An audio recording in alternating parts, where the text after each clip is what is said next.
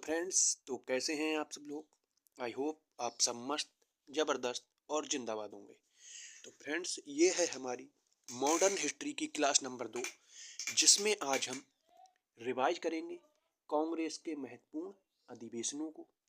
और जितने भी अधिवेशन एग्जाम में पूछे जाते हैं उन सबको आज हम एक ही क्लास में कवर करने वाले हैं। तो चलिए बिना देरी किए हुए क्लास की शुरुआत करते हैं। क्लास अच्छी लगे तो क्लास को लाइक और चैनल पर नए हो तो चैनल को सब्सक्राइब करना बिल्कुल ना भूलें और अपने दोस्तों को क्लास को शेयर जरूर करें। तो आइए हम जानते हैं, पहले हम बात करते हैं अधिवेशन होता क्या है। अधिवेशन जो होती है एक सामूहिक बैठक, यानी कि जिसके माध्यम से लोग अपने विचारों का विमर्श करते हैं। इसमें शामिल कौन कौन होता था, तो देश के विभिन्न प्रांतों के कांग्रेस के प्रतिनिधि इसमें शामिल होते थे। अधिवेशन जो दो टाइप के होते थे, एक होता था वार्षिक अधिवेशन जो हर वर्ष में एक बार आयोजित किया जाता था, और दूसरा होता था विशेष अधिवेशन जो आपातकाल या विशेष परिस्थिति में आयोजित किया जाता था। अधिवेशन के लिए शर्तें क्या होती थी, तो इसमें सिर्फ कांग्रेस के आधिकारिक सदस्य ही भाग ले सकते थे। अध्यक्ष पद का नाम नामित होगा और जिस प्रांत में बैठक हो रही है उस प्रांत का व्यक्ति अधिवेशन का अध्यक्ष नहीं बन सकता था। तो चलिए शुरुआत करते हैं पहले अधिवेशन जो कब हुआ था 1885 में। प्रस्तावित स्थान क्या था इसका, वो था पूना। और पूना में हैजा फैल जाता है जिसके कारण इसका नाम परिवर्तित हो जाता है और ये बॉम्बे में आयोजित होता है। बॉम्बे में कहाँ, गोकुलदास तेजपाल संस्कृत महाविद्यालय में। इसके अध्यक्ष बनाए जाते हैं व्योमेश चंद्र बनर्जी, जो कि पेशे से एक वकील थे।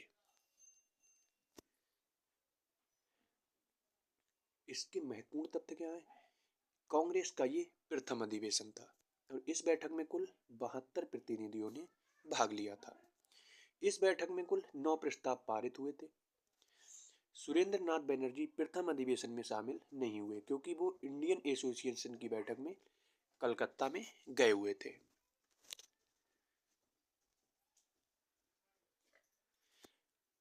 INU यानी कि इंडियन नेशनल यूनियन का नाम बदलकर INC इंडियन नेशनल कांग्रेस दादा भाई नौरोजी की अनुशंसा से हुआ था।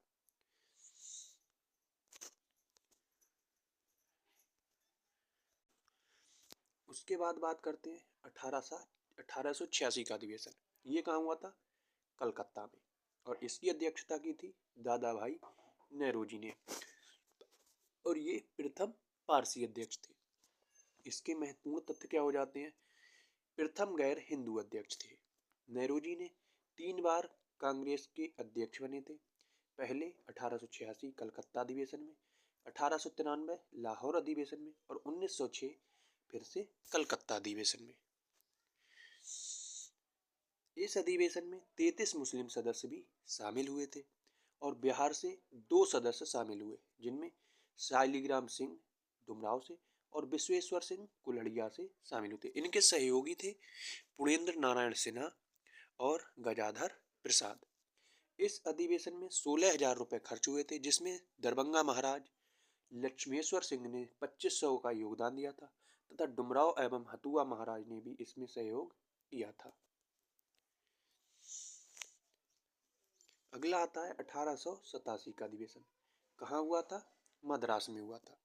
इसके अध्यक्ष थे बदरुद्दीन तैयब जी, जो कि एक प्रथम मुस्लिम अध्यक्ष थे। इसके महत्वपूर्ण तथ्य क्या हो जाते हैं, तो इस अधिवेशन में आम जनमानस को कांग्रेस से जुड़ने के लिए प्रेरित किया गया था एवं कांग्रेसी बनों का नारा दिया गया था। महादेव गोविंद रनाडे ने सोशल कांग्रेस का गठन किया था। विषय निर्धारण समिति का गठन हुआ था। लॉर्ड डफरिन ने कांग्रेस को भारत की सूक्ष्म अल्पसंख्यक जनता का प्रतिनिधित्व करने वाली संस्था बतलाया था।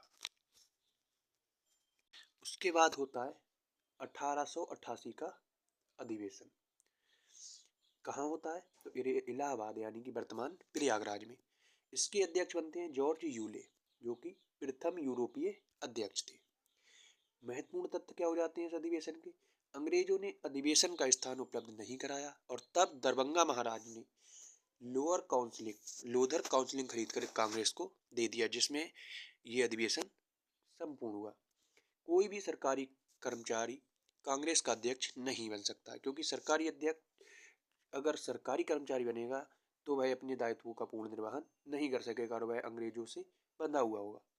सर सैयद अहमद खान, एक बनारस के राजा शिव प्रसाद सितावर हिंद ने कांग्रेस का विरोध किया, यानी कि सर सैयद अहमद खान ने और राजा बनारस के शिव प्रसाद हिंद ने कांग्रेस का विरोध किया था।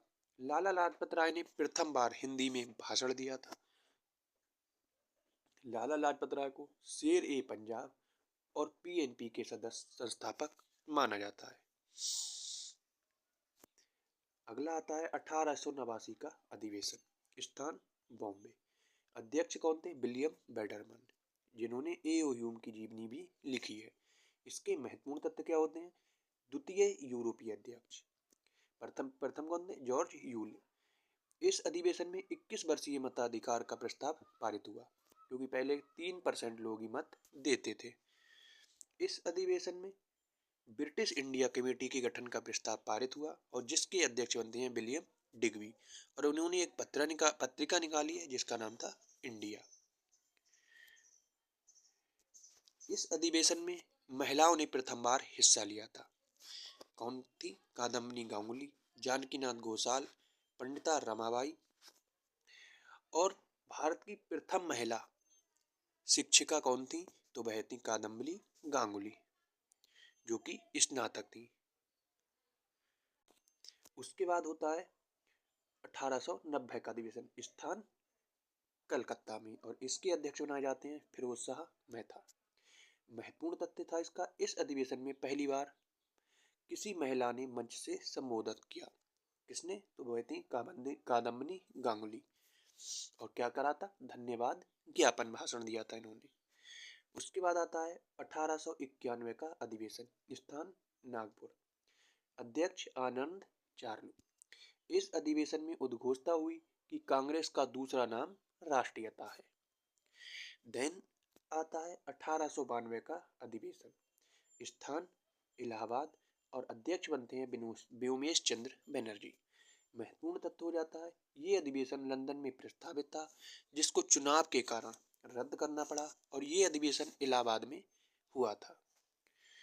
उसके बाद होता है 1893 का अधिवेशन, स्थान लाहौर, और अध्यक्ष बनते हैं पुनः दादा भाई नौरोजी। महत्वपूर्ण तथ्य, भारतीय परिषद अधिनियम 1892 फेल हो जाता है और आईसीएस की परीक्षा अधिनियम के साथ साथ भारत में भी आयोजित की जाएगी।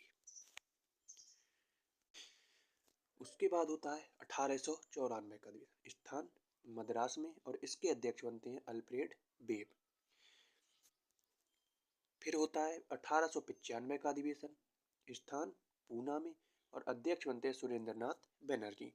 महत्वपूर्ण तथ्य, तिलक ने मंच से महादेव गोविंद रानडे की सोशल कांग्रेस को बंद करने की घोषणा की थी। उसके बाद होता है 1896 का अधिवेशन, इसके अध्यक्ष होते हैं रहमतुल्ला सयानी, और स्थान कलकत्ता। महत्वपूर्ण तथ्य क्या होते हैं? दूसरे मुस्लिम अध्यक्ष बंकिम चंद्र चटर्जी की रचना गीत वंदे मातरम इसी अधिवेशन में पहली बार गाया गया था। कौन से? 1896 के अधिवेशन में। दादा भाई नौरोजी ने इसी अधिवेशन में भारत के आर्थिक दोहन को समझाते हुए धन का बहिर्गमन सिद्धांत पारित किया था। इसके बाद होता है 1901 का अधिवेशन, स्थान कलकत्ता। अध्यक्ष दिनसा एडुल्बी बाचा। महत्वपूर्ण तथ्य, महात्मा गांधी ने पहली बार इसी अधिवेशन में हिस्सा लिया था। उदारवादी नेता के युवा नेताओं के खुलकर मतभेद सामने आने लगे। मैं आपको सिर्फ वही अधिवेशन करा रहा हूँ जो आपके एग्जाम पॉइंट ऑफ व्यू से इम्पोर्टेंट है। देन होता है 1905 का अधिवेशन, स्थान बनारस। अध्यक्ष होते हैं गोपाल कृष्ण गोखले, जो कि महात्मा गांधी के राजनीतिक गुरु थे। महत्वपूर्ण तथ्य, बंगाल विभाजन के विरोध में प्रस्ताव पारित हुआ, जिसमें महत्वपूर्ण भूमिका सुरेंद्र नाथ बनर्जी ने निभाई थी। गोखले ने ऑस्ट्रेलिया एवं कनाडा के तट पर भारत में स्वशासन की मांग की। मंच से अहिंसक रहने का आह्वान किया गया था। गोखले ने सर्वेंट ऑफ इंडिया सोसाइटी यानी कि भारत सेवक संघ की स्थापना की और यहाँ पर गोखले को विपक्ष के नेता की उपाधि प्राप्त हुई। उसके बाद आता है 1906 का अधिवेशन, जो कहाँ होता है, कलकत्ता में, और इसके अध्यक्ष बनते हैं दादा भाई नौरोजी। अंतिम अधिवेशन जिसकी अध्यक्षता नेहरू ने की थी। स्वराज शब्द का पहली बार प्रयोग होता है और यहाँ पर 4 प्रस्ताव पारित हुए। इस अधिवेशन की महत्वपूर्ण बात क्या है कि इस अधिवेशन में अध्यक्ष पद को लेकर विवाद हुआ था। उदारवादी नेता चाहते थे कि रासबिहारी घोष बने और युवा वर्ग चाहते थे कि बिपिन चंद्र पॉल या लाला लाजपत राय या लोकमान्य तिलक में से कोई एक बने। तो इस विवाद का निपटारा कौन करता है, सुरेंद्र भूपेंद्र नाथ बसु। इन्होंने दादा भाई नौरोजी का नाम पारित किया, जो 1906 के अधिवेशन में अध्यक्ष बनते हैं। 1906 के अधिवेशन में कौन कौन से 4 प्रस्ताव पारित होते हैं, वो थे पहला स्वदेशी आंदोलन, बहिष्कार आंदोलन, राष्ट्रीय शिक्षा और स्वराज संपूर्ण भारत में लागू हुआ और उदारवादी इससे नाराज हो गए क्योंकि वे स्वदेशी और बहिष्कार को बंगाल तक ही सीमित रखना चाहते थे, क्योंकि इस समय बंगाल का विभाजन हो चुका है। मोहम्मद अली जिन्ना इसी अधिवेशन में पहली बार निजी सचिव के रूप में शामिल हुए थे और तिलक ने कहा कि हम उदारवादियों की याचिका एवं याचना की नीति का विरोध करते हैं। उसके बाद होता है सूरत का अधिवेशन। यहीं से नरम दल और गरम दल में विभाजन हो जाता है। तो इसको आप ऐसे याद कर सकते हैं, सूरत देखी अलग हो गए।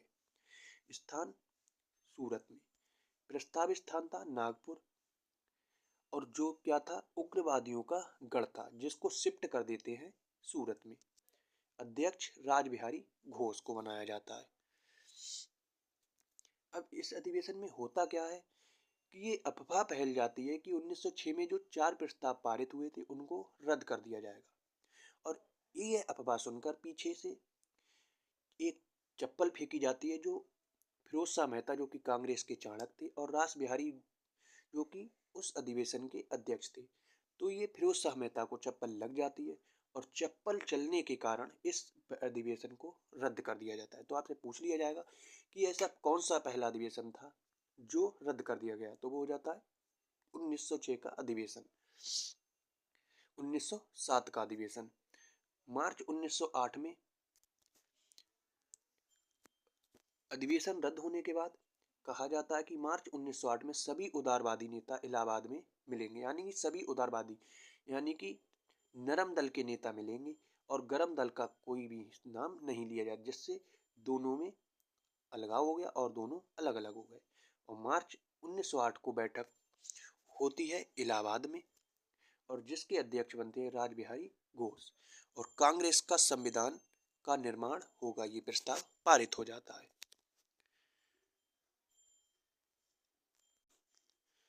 उसके बाद आता है 1908 का अधिवेशन, कहाँ पर, मद्रास में, और कांग्रेस का संविधान पारित हो जाता है। इसके तहत सभी गरम दल के नेताओं को कांग्रेस से 7 वर्ष के लिए अलग कर दिया गया, यानी कि कांग्रेस से निष्कासित कर दिया गया। उसके बाद आता है 1911 का अधिवेशन, स्थान कलकत्ता, और इसके अध्यक्ष बनते हैं बिशन नारायण धर।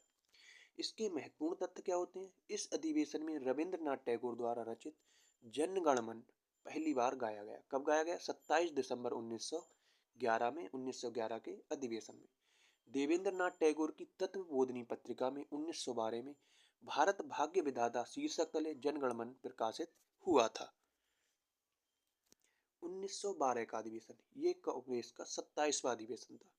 अध्यक्ष RN मुधोलकर, स्थान बांकीपुर, पटना। पटना में ये पहला अधिवेशन था। महत्वपूर्ण तथ्य, बिहार में आयोजित कुल 3 अधिवेशन हुए थे और जिनमें ये वाला पहला था।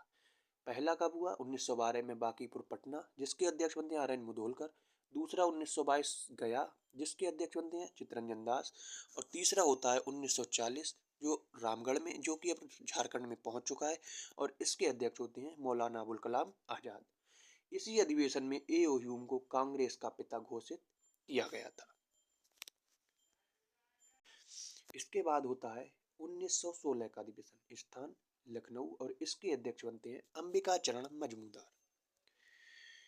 महत्वपूर्ण तथ्य क्या थे गरम दल और नरम दल के बीच समझौता हो गया। मध्यस्थता कराने वाले कौन थे? तिलक और एनी बेसेंट। कांग्रेस और मुस्लिम लीग के बीच भी समझौता हुआ और इसकी मध्यस्थता जिन्ना और तिलक ने कराई। इसका विरोध किसने किया? मदन मोहन मालवीय ने, मुसलमानों की पृथक निर्वाचन की बात पर। पटना विश्वविद्यालय अधिनियम पारित हुआ और जिसका उद्घाटन 1917 में होता है। सरोजिनी नायडू पहली बार कांग्रेस में शामिल होती हैं और तिलक ने इसी अधिवेशन में इंडियन नेशनल कांग्रेस में पुनः शामिल हुए, क्योंकि 1908 से 1914 तक तिलक मांडले जेल में थे, इसीलिए वह अधिवेशन कांग्रेस से बाहर हो गए थे।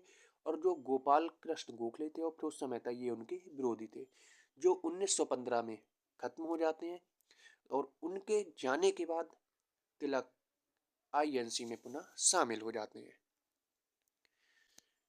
उसके बाद होता है 1917 का अधिवेशन, कलकत्ता और अध्यक्ष एनी बेसेंट, प्रथम महिला अध्यक्ष। कौन से अधिवेशन में? 1917 में। इसकी एनी बेसेंट कौन थी? थियोसोफिकल सोसाइटी की सदस्य थी। प्रथम यूरोपीय महिला अध्यक्ष कहाँ की थी? आयरलैंड की। उद्योग विस्तार संबंधित प्रस्ताव को पारित किया और पहली बार तिरंगा झंडा कलकत्ता अधिवेशन 1917 में फहराया गया था। इसके बाद होता है 1918 का अधिवेशन, जो कि एक विशेष अधिवेशन था। कहाँ पर? बॉम्बे में। अध्यक्ष सैयद हसन इमाम। इस अधिवेशन में रॉलेट एक्ट के विरोध का प्रस्ताव पारित होता है और मौलिक अधिकार पर विचार विमर्श होता है। उसके बाद होता है 1918 का अधिवेशन, स्थान दिल्ली और अध्यक्ष बनते हैं मदन मोहन मालवीय। महत्वपूर्ण तथ्य, हिंदी भाषा के प्रयोग पर जोर दिया गया और कांग्रेस में दूसरी बार विभाजन हो गया, पहला 1907 में और दूसरा 1918 में। फिर होता है 1919 का अधिवेशन, कहाँ पर? अमृतसर में। अध्यक्ष मोतीलाल नेहरू। महत्वपूर्ण तथ्य, जलियांवाला बाग नरसंहार के विरोध में निंदा प्रस्ताव पारित हुआ, रॉलेट एक्ट की कड़ी आलोचना की गई और खिलाफत आंदोलन के समर्थन में प्रस्ताव पारित किया गया। उसके बाद होता है 1920 का अधिवेशन, कहाँ पर? जो कि था विशेष अधिवेशन, स्थान कलकत्ता में और अध्यक्ष थे लाला लाजपत राय। क्यों होता है विशेष अधिवेशन? उस समय क्या था? 1920 में बिहार प्रांतीय सभा, जिसका गठन हुआ था 1907 में, उसका भी बार बार अधिवेशन चल रहा था। जैसे कांग्रेस का अधिवेशन चल रहा था, वैसे ही बिहार में भी एक कांग्रेस की शाखा थी जिसका वहां पर अधिवेशन चल रहा था, स्थान भागलपुर में, और उसके अध्यक्ष थे डॉक्टर राजेंद्र प्रसाद। उसमें क्या कहा गया था कि असहयोग आंदोलन शुरू करने का प्रस्ताव पारित करेंगे और इसी के लिए असहयोग आंदोलन शुरू करने के लिए प्रस्ताव को अस्थायी रूप से पारित कर दिया जाता है इस विशेष अधिवेशन में। फिर होता है 1920 का वार्षिक अधिवेशन, कहाँ पर? नागपुर में, और इसके अध्यक्ष बनते हैं वीर राघवाचारी। इसमें महत्वपूर्ण तथ्य क्या थे? महत्वपूर्ण तथ्य थे असहयोग आंदोलन के सभी कार्यक्रम का प्रस्ताव इस अधिवेशन में पारित हुआ। भाषाई आधार पर राज्यों का गठन प्रस्ताव पारित हुआ। भाषा संपर्क भाषा के रूप में हिंदी को बढ़ावा देने का प्रस्ताव पारित हुआ और देशी रियासतों के प्रति नीति की घोषणा का प्रस्ताव भी इसी अधिवेशन में पारित हुआ था। इसके बाद होता है 1921 का अधिवेशन, कहाँ पर? अहमदाबाद में। इसके अध्यक्ष बनते हैं हकीम अजमल खां। महत्वपूर्ण तथ्य हो जाते हैं, चित्तरंजन दास इस अधिवेशन के अध्यक्ष चुने गए थे, लेकिन जेल में होने के कारण उन्होंने हकीम अजमल खां को अपने स्थान पर नामित किया था और सरोजिनी नायडू ने चित्तरंजन दास का अध्यक्ष किए भाषण पढ़ा था। 1922 का अधिवेशन, स्थान गया और अध्यक्ष बनते हैं चित्तरंजन दास। उन चुनाव में भाग लेने के लिए चित्तरंजन दास को प्रस्ताव को अस्वीकार कर दिया, जिससे नाराज होकर दास ने इस्तीफा दे दिया।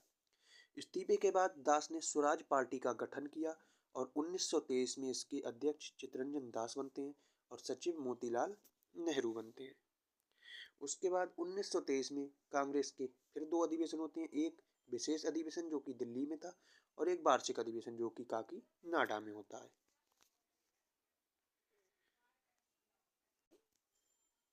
1923 का विशेष अधिवेशन, स्थान दिल्ली और इसके अध्यक्ष बनते हैं मौलाना अबुल कलाम आजाद। इसके महत्वपूर्ण तथ्य हो जाते हैं, सबसे युवा अध्यक्ष थे, सबसे कम आयु का अध्यक्ष 35 वर्ष में बने थे, और कांग्रेस के नेताओं को आगे चुनाव लड़ने की आज्ञा दे दी गई। अब होता है 1923 का अधिवेशन, कहाँ? काकीनाडा, बंगाल में, जो कि वार्षिक अधिवेशन था। इसके अध्यक्ष बनते हैं मौलाना मोहम्मद अली। स्वराज पार्टी के विलय का प्रस्ताव पेश किया गया और कॉमरेड समाचार पत्र का संपादन मौलाना मोहम्मद अली ने किया था। उसके बाद होता है 1924 का अधिवेशन, कहाँ? बेलगांव, कर्नाटक। इसकी अध्यक्षता महात्मा गांधी ने की। एकमात्र अधिवेशन जिसकी अध्यक्षता महात्मा गांधी ने की थी। उसके बाद होता है 1925 का अधिवेशन, स्थान कानपुर, और जिसकी अध्यक्ष बनती है सरोजनी नायडू। इसके महत्वपूर्ण तथ्य हो जाते हैं, प्रथम भारतीय महिला जो अध्यक्ष बनी थी, दूसरी महिला अध्यक्ष, हिंदी को राष्ट्रभाषा बनाने का प्रस्ताव पेश किया, और पूर्ण स्वराज का प्रस्ताव भी पेश किया गया, लेकिन वह पारित नहीं हो पाया था। 1926 का अधिवेशन, स्थान गुवाहाटी, और अध्यक्ष बनते हैं श्रीनिवास अयंगार। इस अधिवेशन में कांग्रेस के नेताओं के लिए खादी पहनना अनिवार्य कर दिया गया। फिर होता है 1927 का अधिवेशन, जिसके अध्यक्ष बनते हैं डॉक्टर M.A. अंसारी। स्थान मद्रास में। साइमन कमीशन के विरोध का प्रस्ताव पारित किया गया, साइमन गो बैक का नारा दिया गया, और कांग्रेस ने अपना नया पूर्ण स्वराज घोषित कर लिया। इसके बाद होता है 1928 का अधिवेशन, स्थान कलकत्ता में, और अध्यक्ष होते हैं मोतीलाल नेहरू। नेहरू रिपोर्ट को स्वीकार करने का प्रस्ताव पारित हो गया। भारत के लिए डोमिनियन स्टेटस की मांग की गई, और अगर नेहरू रिपोर्ट स्वीकार नहीं होगी तो असहयोग आंदोलन किया जाएगा। इसके बाद होता है 1929 का अधिवेशन, कहाँ? लाहौर में, अध्यक्ष जवाहरलाल नेहरू। महत्वपूर्ण तथ्य, पूर्ण स्वराज का प्रस्ताव पारित हुआ। 31 दिसंबर 1929 को रावी नदी के तट पर रात्रि 12 बजे तिरंगा झंडा फहराया गया। 26 जनवरी 1930 को पूर्ण स्वराज स्वाधीनता दिवस मनाया गया, और सविनय अवज्ञा आंदोलन के तहत दांडी यात्रा शुरू करने का प्रस्ताव पारित हुआ। 1930 में कोई भी अधिवेशन नहीं होता है। उसके बाद अधिवेशन होता है 1931 में, स्थान कराची, अध्यक्ष सरदार वल्लभ भाई पटेल। महत्वपूर्ण तथ्य, मूल अधिकार की मांग का प्रस्ताव पेश किया गया, जिसे पंडित जवाहरलाल नेहरू ने तैयार किया था। आर्थिक नीतियों से संबंधित प्रस्ताव पारित, गांधी इरविन समझौते को सहमति मिली, और द्वितीय गोलमेज सम्मेलन में भाग लेने के लिए कांग्रेस की तरफ से गांधी को अधिकृत किया गया। उसके बाद होता है 1936 का अधिवेशन, कहाँ पर? लखनऊ में, अध्यक्ष बनते हैं जवाहरलाल नेहरू। इसके बाद होता है 1937 का अधिनियम, जो कि 50वां अधिवेशन था। स्थान फैजपुर, और इस अध्यक्ष बनते हैं जवाहरलाल नेहरू। महत्वपूर्ण तथ्य, प्रथम अधिवेशन जो गांव में आयोजित हुआ था, और 13 सूत्रीय कृषि कार्यक्रम को घोषित किया गया। उसके बाद होता है 1938 का अधिवेशन, स्थान हरिपुरा, और अध्यक्ष बनते हैं सुभाष चंद्र बोस। राष्ट्रीय नियोजन समिति का गठन हुआ, जिसके अध्यक्ष जवाहरलाल नेहरू बने। रोमन लिपि को लागू करने का प्रस्ताव सुभाष चंद्र बोस ने पेश किया, और भारतीय स्वतंत्रता के रजवाड़ों को शामिल करने का भी प्रस्ताव पेश किया गया। उसके बाद होता है 1939 का अधिवेशन, अध्यक्ष सुभाष चंद्र बोस, और स्थान त्रिपुरी, जबलपुर, मध्य प्रदेश। इसमें क्या था? अध्यक्ष पद का चुनाव होता है, जिसमें सुभाष चंद्र बोस और पट्टाभी सीतारामैया, जिनको गांधी जी अपने प्रतिनिधि के तौर पर तैयार करते हैं, और इसमें सुभाष चंद्र बोस जीत जाते हैं, और जब पट्टाभी हार जाते हैं तो उनकी हार पर गांधी जी ने कहा, ये पट्टाभी की हार नहीं, मेरी हार है, और जिसके कारण सुभाष चंद्र बोस कांग्रेस से इस्तीफा दे देते हैं, और उसके बाद अस्थायी अध्यक्ष बनते हैं राजेंद्र प्रसाद। सुभाष चंद्र बोस ने अध्यक्ष पद से इस्तीफा दे देते हैं, और फॉरवर्ड ब्लॉक 1939 में इसका गठन करते हैं। उसके बाद होता है 1940 का अधिवेशन, स्थान रामगढ़, वर्तमान झारखंड, अध्यक्ष मौलाना अबुल कलाम आजाद। द्वितीय विश्व युद्ध पर चर्चा हुई, और पाकिस्तान की मांग को अस्वीकार कर दिया गया। भारत छोड़ो आंदोलन की रूपरेखा तैयार हो गई और सबसे लंबी अवधि तक अध्यक्ष 1940 से 1946 तक कौन रहे? मौलाना अबुल कलाम आजाद।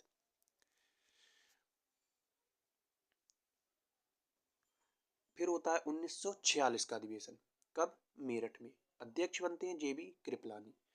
और आजादी से पूर्व का अंतिम अधिवेशन ये कब तक हुआ? 15 दिसंबर 1946 से दिसंबर 1947 तक होना था और रहता है 15 अगस्त 1947 तक। और स्वतंत्रता पूर्व का ये अंतिम अधिवेशन था। तो आई होप आज की क्लास में आपके सारे इंपॉर्टेंट अधिवेशन रिवाइज हो गए होंगे। क्लास अच्छी लगी हो तो क्लास को लाइक और चैनल पर नए हैं तो चैनल को सब्सक्राइब जरूर कर लीजिए।